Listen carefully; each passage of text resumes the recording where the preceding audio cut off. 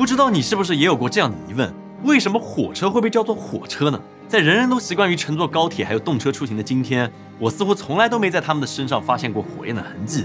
那直到有一天，我们在做一个样片项目的时候，我们偶然地目睹到了这样的画面。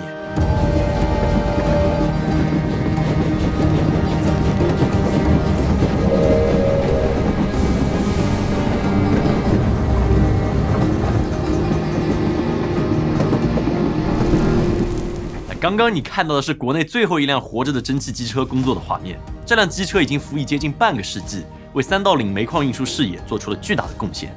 它锈蚀斑驳的车身上遍布着岁月的痕迹，可以说是当之无愧的火车特种兵。然而，这辆蒸汽机车也即将在今年的夏末退役，彻底的退出历史舞台。而为了能够拍摄到它最后的珍贵画面，我们决心前往新疆哈密三道岭。这注定是一次路途漫漫而且充满艰辛的旅程。而我们也拿到了最新款的性能特种兵手机 iQOO11S。并且与他们一拍即合，将这一工业时代的绝唱永远留存下来。从城市到雪山，途经荒漠，再到戈壁，四季在不断后退的车窗外轮转，愈发呈现出雄伟瑰丽的西北风貌。那最终一番长途跋涉之后，这座屹立在亘古荒原中的小镇，以漫天晚霞迎接了我们这群外来之客。一条条宁静的街道，一座座尘封的楼宇，仿佛在说：欢迎来到1980年代。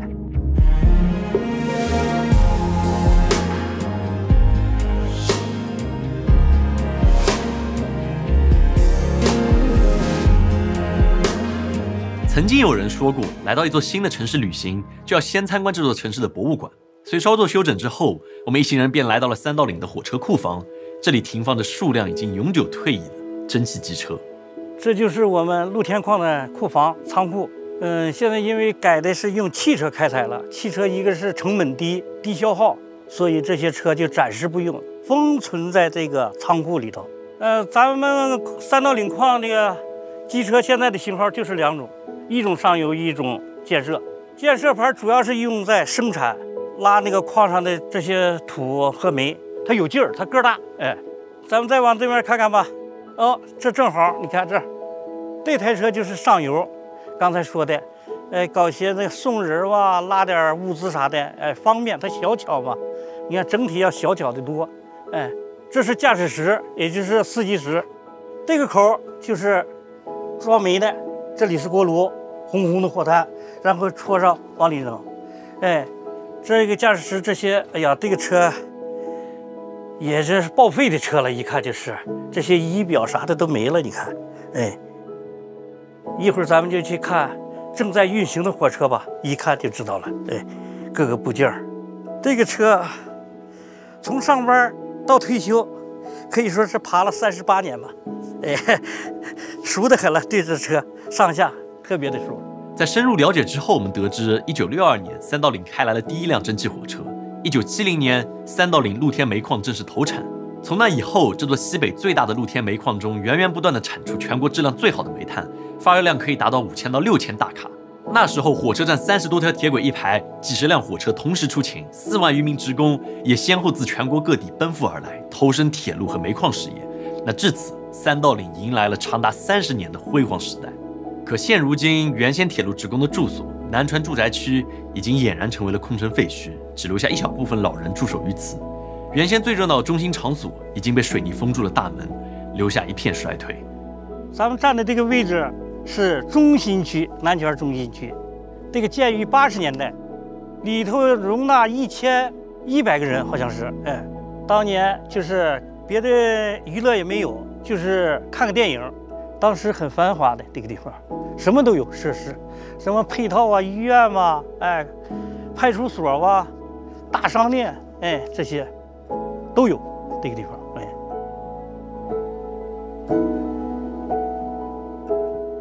如果说南圈住宅区已经是人迹罕至，那我们随后抵达的后腰更是只留下一片残垣断壁。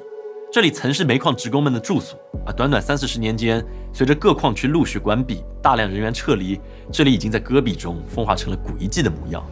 见此种种景象，我们愈发想用镜头留下蒸汽机车以最好的样貌运行的样子，就像半个世纪前他们初次踏足这片土地的时候那样。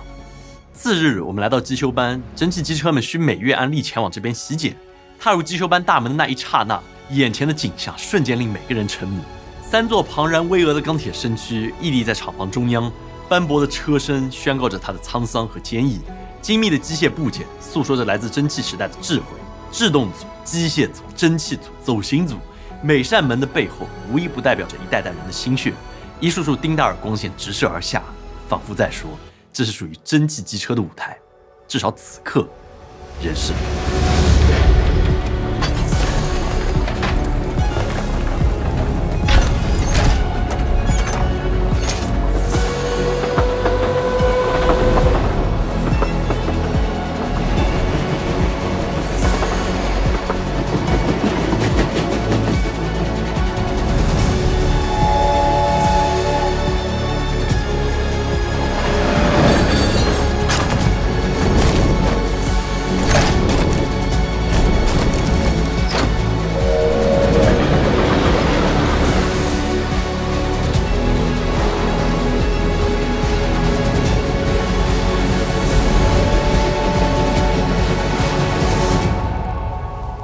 在这次拍摄中，我们也深入到了蒸汽机车的驾驶室内。在这个狭小的空间里面，一般设有3个职位。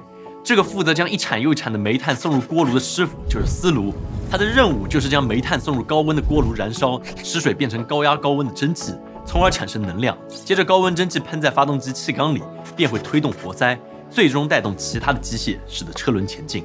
坐在左右驾驶座上的就是司机还有副司机，他们其中一个人负责开车，同时2人分别在左右两边窗口进行瞭望，以确保机车能够安全顺利的行进。这是气门，为向气缸供气的。这是回动机，控制机车前后移动的。这个是风底，这是气底。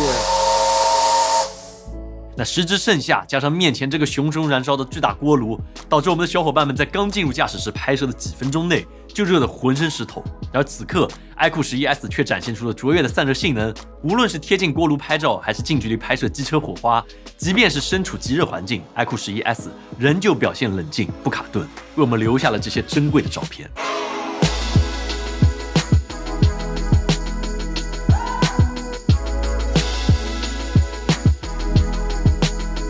除此之外，为了能够进一步考验 iQOO11S 暗光环境下的运动抓拍能力，我们也将它固定在了穿越机之上，而另一台 iQOO11S 则在一旁体验了一把卧轨视角。最终，在一顿惊险刺激的极限操作之下，iQOO11S 不负所望，为我们呈现出了一幕幕富有质感而且完美保留暗部细节的画面。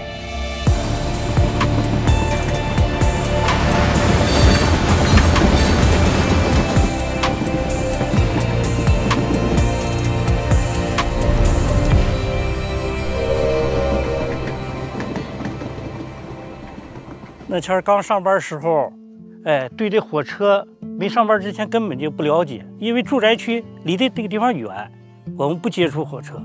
参加工作第1天接触火车，尤其最生动的，他这么一叫啊，这个长鼻一拉，哎呦吓一跳，当时就回头看他，这么大个东西，哎呀，确实挺激动的，在心里头。你像我们工作了，在站上天天跟火车打交道，有一个奇迹一般人都看不着，尤其在冬天，火车上这个蒸汽一排出来都是白的，它不是烟，它而是蒸汽。有前这个车嘛，走的时候一下吐出来个大圆圈，它能滚几百米高，没风的情况下，越滚越大，可以滚的这个直径，哎呀几十米大，它都不散。可以说是这个一辈子你在这嘎工作见不着几个。出现这种情况哈，全站的人都出来要看这个，都高声喝喊了，奇迹，它就等于是个奇迹。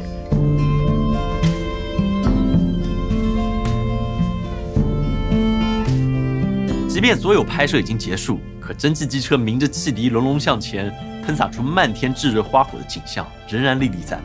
工人师傅们都说，3个月之后，新的内燃机就要引进，来彻底替代蒸汽机车。届时，我国现役的所有蒸汽机车都即将退出历史舞台，成为一个时代的缩影。那也许这是我们最后一次亲眼见到蒸汽机车，也许3个月之后，它也会静静地躺进火车库房。可中国也有一句老话：一时之气当一时之用，历史的车轮滚滚向前，永远不会停歇。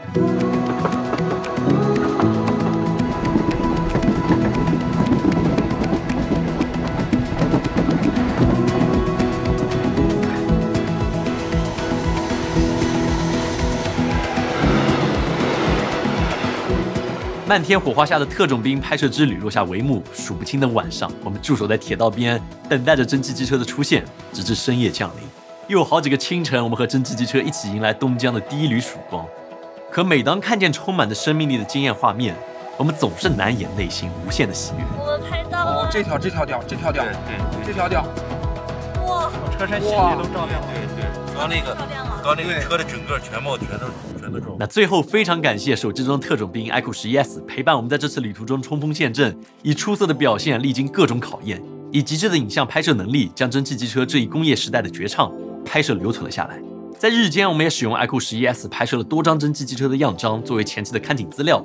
得益于1800尼特的峰值亮度，在日间光照极强的新疆户外，我们也能够看清楚手机屏幕的内容，并且屏幕色彩十分真实自然。除此之外，在信号极差的漫长路途之中， iQOO11S 依旧能够满格信号的加持下打游戏丝滑无比。由于 iQOO11S 配备了 iQOO 超算独显芯片和 2K 144赫兹的屏幕，我们能随时随地在各种游戏中获得丝滑又清晰的极致视效体验。而且特别重要的是，无论是游戏还是工作一天之后，差不多10分钟，手机就可以快速充至接近满电，非常的方便。打开京东 App， 首页下拉2楼，来京东小魔方新品日买 iQOO 新品，享以旧换新至高补贴1000元。对了，除了最新发布的 iQOO11S， 还同时发布了 iQOO 首款1200 kbps 的超无损音质无线耳机 iQOO TWS1， 好声音细节全保留。那么以上就是本期节目的全部内容，如果喜欢的话，也请务必点赞、投币、3连转发，这对我们非常大的帮助。那么我们下次见。等等，先别走，来看看我们的新衣服吧。